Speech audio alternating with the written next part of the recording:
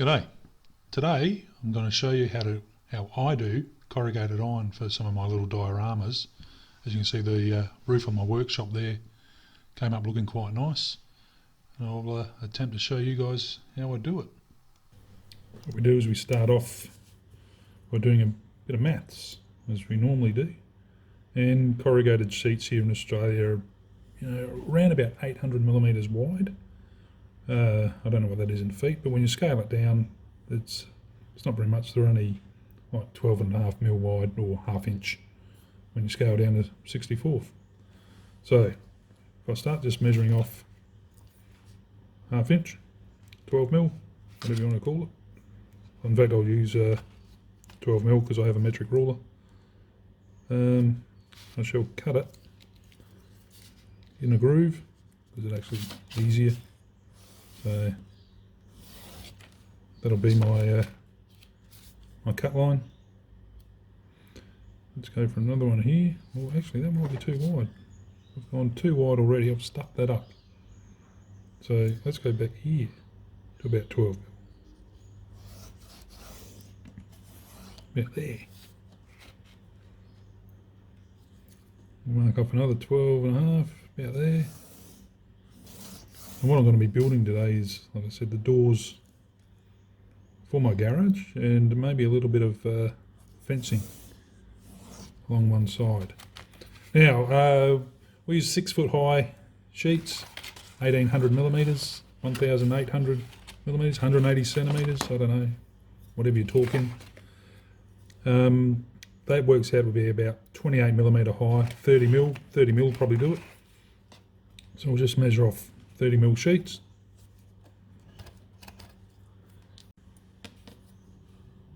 And to stop you guys getting too bored, I've just pushed through this little bit.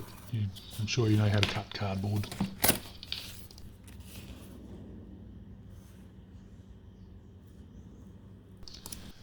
As you can see, I just used very cheap poster paint. This one, the titanium white, channeling old Bob Ross there, and a bit of lamp black. Now, when you mix these two colours together, you get remarkably grey. And this is the colour I use predominantly to paint my corrugated iron sheets.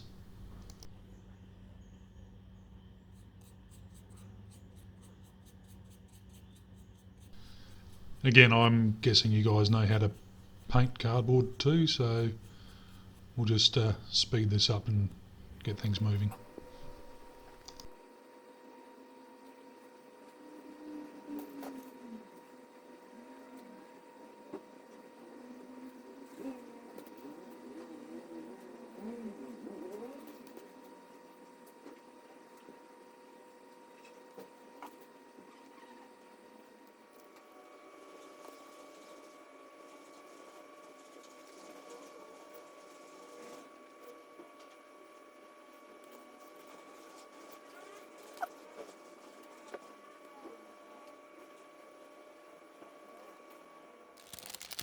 And I just use craft sticks from the local shop.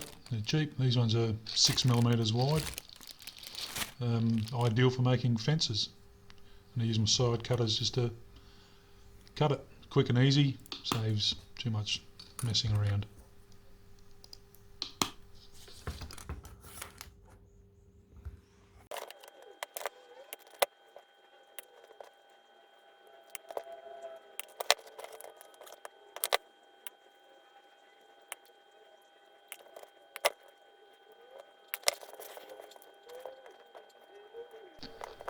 And I just use a basic PVA glue that pick up at the local supermarket.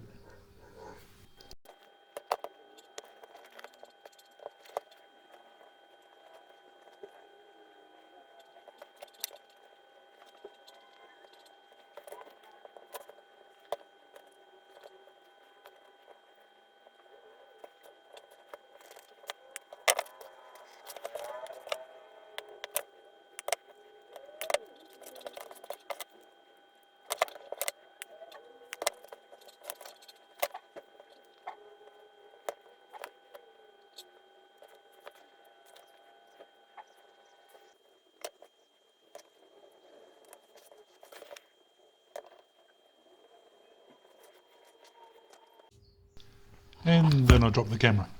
Whoops. Now I just use alcohol markers to colour the timber. As you can see there, a yellow ochre and a natural oak. The oak being a little bit darker. The ochre comes out nice light brown. And as you can see, with the alcohol markers, they actually bleed into the wood quite well. And the markers actually mix well with each other, unlike a normal texture.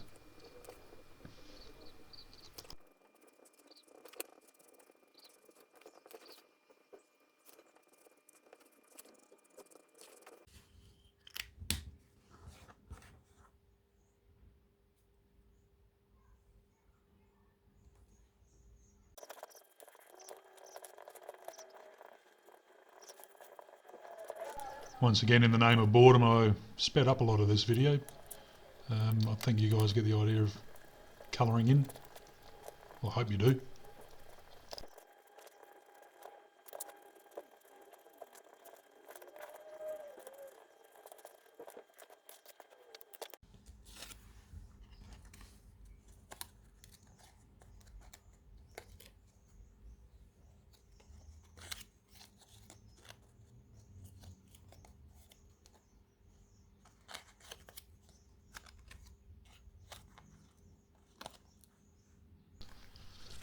I just use a car sponge for my detailing. You can use different types. There's makeup sponges and sea sponges. Each have a different sort of size cell in them. The finer ones give you finer detail, obviously. Now I just use an acrylic paint. This one's a red ochre. Makes for a nice darker rust colour. And always put this one down as the base before using any of the colours. You don't need very much either, especially when you're working in such a small scale. So just a little dab of that onto my mixing board. The next colour I use is a yellow ochre, funnily enough, just to give me a slightly brighter rust colours. You can mix the two together. I generally don't. I just layer them one on top of the other. Comes up looking quite nice. And finally, I use a burnt umber, which a little bit darker, gives me the earthier tones, makes me for a little bit of dirt and grubbiness, especially mud on the bottom of the sheets where they touch the ground. So let's get into it and do some dabbing, as I like to say. The art of this is just to get a little bit on the sponge and dab and dab and dab. If you get too much on there, just dab some off and then dab it back on again. I know I use that word a lot, but there you go. And by dabbing, I don't mean throw your arm across your face, because that's a bit stupid.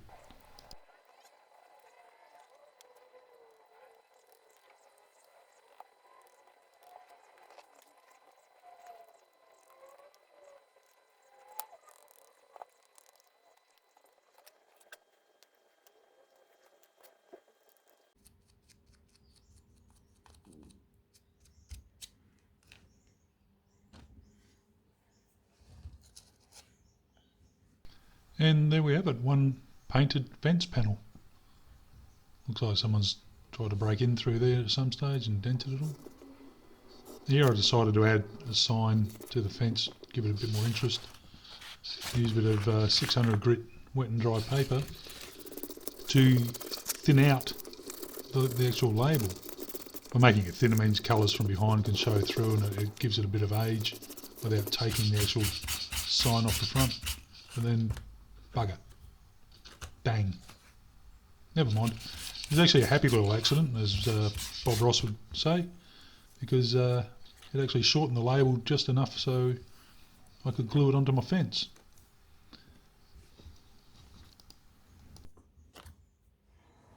Here I'm just using some watered down PVA craft glue again, make it nice and thin. It helps to wet the label down to follow the contours of the corrugations in the fence. And by using the back end of the paintbrush, I can actually push it into the lower parts of the corrugation. If you're liking these videos, please subscribe, get the bell on so you don't miss out on any future ones, and share them with your friends. I'm hoping to make bigger and better movies later on, maybe just some fun stuff as well.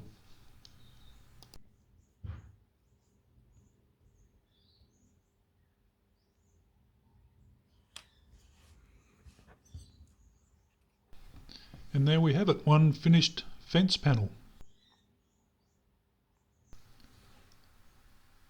And there we have it, the final product. Hope you've enjoyed this video, and we'll see you in the next one. Bye for now.